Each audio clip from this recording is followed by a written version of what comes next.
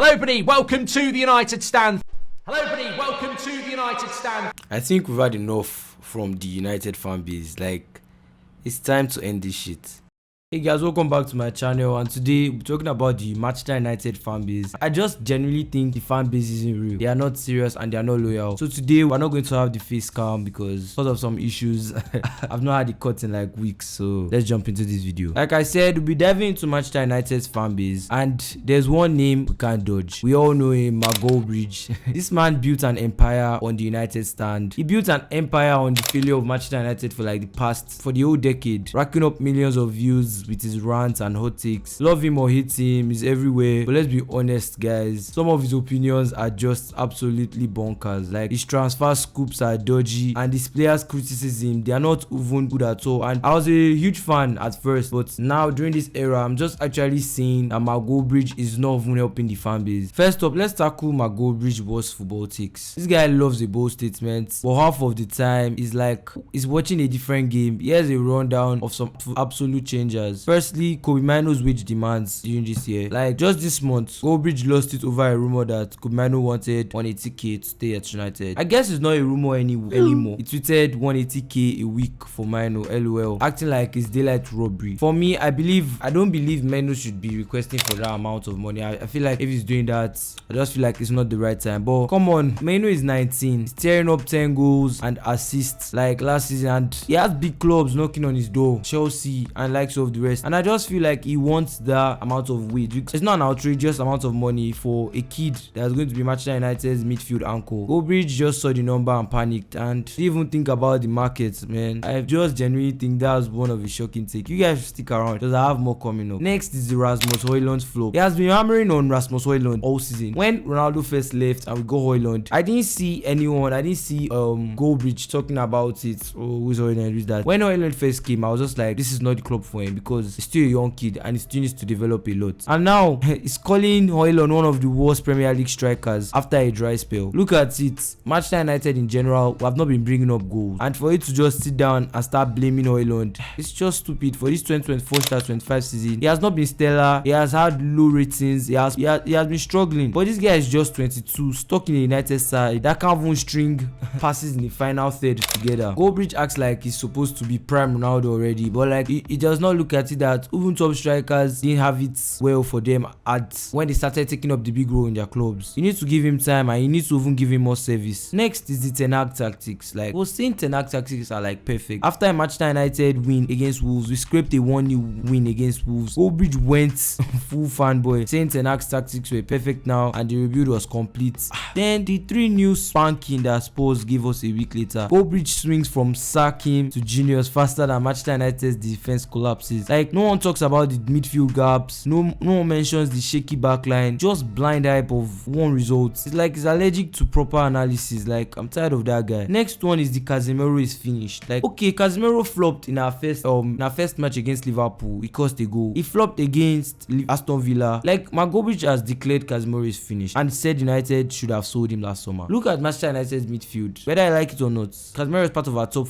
4 best midfielders. Like, I'm telling you this now because the last few games that Casemiro has played, he has actually proven that he's actually a world-class player, especially when we're playing with the low block. I think he favors the likes of Casemiro, and I know he can do a lot of running, but now we need players like that more than ever because we need more experience. Like, alright, Casemiro is not at his peak like when he was at Real Madrid. His legs are slowing down, but he's still busting possession starts when he's fit and everything. Goldbridge ignores the context. No one else in the midfield can do his job. Are you going to give the road to Koile? Ugarte is injured. Are you going to give it to him? Like, I don't even understand. For me, it's a lazy take, being a legend of one bad day instead of looking at the bigger picture. Now we have, like, I don't know if I should call it fake transfer news. Anytime the transfer window is coming closer, that's when you start hearing Goldbridge, oh, Osimhen this, Osimhen that, Rafael this, Rafael that. Like, I don't know where he's getting his news from, but like, he loves dropping exclusives that get United fans buzzing, but too often it's nonsense. Is pulled out like out of thin air. Like, let's break it down. Firstly, the elite bid that was rejected. He claimed on the United stand that Manchester United had 25 million plus 4 million add-ons bids rejected by Bayern for delete. Sounds juicy, right? Except there's zero backup from big hitters like the Athletic, Sky Sports, just my Goldbridge word. Like, I don't know where he's getting these rumors from, but you guys can drag me or you want comment section. But this guy is not legit. For me, I feel like it's just clickbait, like dressed up as an insider knowledge, like, and fans fall for it every time. Do you know how many views this guy racks up every time? Next is the Ineos Championship conspiracy. He just keeps on ranting. He went on a mad rant talking about Ineos targeting some obscure youth players, claiming they are trying to send United to the championship. Like, which owner want to do that? What? No proof, no logic, just pure drama. He latches onto signings like Chido Obi, the 17-year-old academy prospect, and spins it into a doom spiral. It's not just journalism. Like, for me, it's soap opera. Like, Goldbridge is just doing too much. The next one is the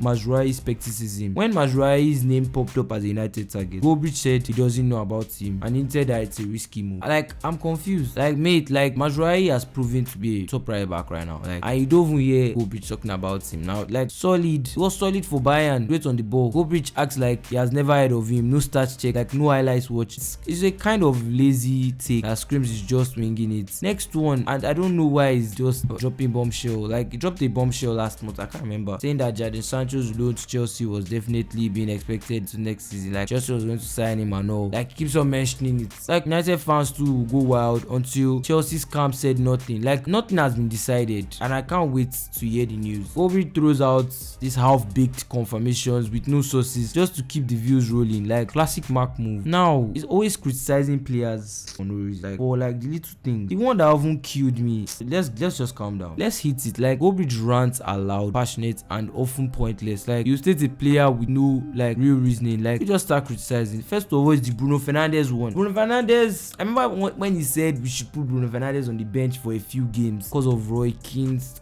Like, I just feel like the fan base, they don't know what they want. And I was even hearing some people saying Bruno out. United draw 2-2 with Everton. Bruno Fernandes bags a goal and an assist, kept us in the game, the man of the match. Bruno keeps on doing these things back to back. Again, 2 days ago against Arsenal, he was able to give us the goal that kept us in the match and gave us like life as if we're going to win. I remember clearly watching that video. They're saying Bruno out because obviously Bruno is our anchor man. He's going to play the, like, he's our Odegaard. You get same thing at Arsenal. He's going to make a lot of mistakes. He's going to throw a lot of wrong passes, but he's the one keeping the team together. He's the one linking the defense to the attack. He's the one keeping the confidence in the squad. And you're just out there, everybody out. Like, he just tries to find a problem. Like, what has he been on about? Like, Bruno's carrying United's attack, but like Mark's mad that he didn't like his body language. Some rubbish. Like, I'm tired of the Manchester United fan base, like, over some viral clip not based on facts. Then the next one is the Andre Onana must go. Genuinely, I can't forget when the era was at Manchester United, Goldbridge is always complaining week in, week out. And now you have Onana flops a save against Brighton and Goldbridge is screaming, sell him now. Then the first goal Ipswich Town scored against us this season, the second match we had against them, that Dogu made a mistake. And you are blaming it on Onana. Like, if you are blaming it on Onana, I just genuinely think you don't know football. Like, what do you mean as Onana is done? Onana's saves percentage was elite last season, top 5 in the league, and he's still pulling off top saves. And Goldbridge cherry picks on blunders and ignores the stats. For me, it's drama over sense. Then next one is Diogo Dalot's follow. What do you mean as he's falling off? Like, I understand he makes a lot of mistakes. After the Crystal Palace loss, he says, oh, Dalot's follow-ups needs to be studied. Yeah, Dalot has had a wobbly month. Yes, I understand. Stats have backed it up. But like, Goldbridge acts like he's gone from Carrefour to a Sunday league like player overnight. No chat about United's dodgy tactics, or sometimes our midfielders are not up to the task. Just a cheap dig, like shallow stuff. Then the one that has been vexing me since, he has always just been on this one. Oh, Harry Maguire out. And I've not heard, like, since Harry Maguire has been putting up great performances so far, like this season, I've not heard Harry Maguire out. For me, as a Manchester United fan, I'd love to see him stay. And I feel like our backline